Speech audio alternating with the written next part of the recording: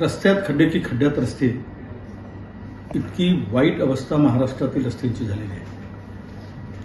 कंत्राटदारांचे पैसे थकले, कंत्राटदार काम करत नाहीत आणि दुसरीकडे मात्र टोल वसुलीचा मारा सामान्य नागरिकांना जीव मेटकुटीस आणण्यासारखा आहे.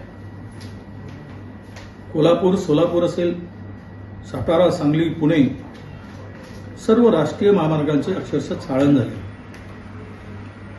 आणि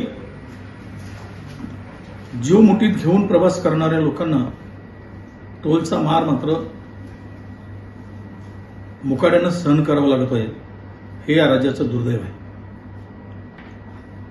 आणि राष्ट्रीय महामार्ग मुंबई बेंगळूर तर विस्तारीकरणाचा पत्ता नाही. त्या रस्त्यामध्ये खड्डे इतके मोठे मोठे आहेत की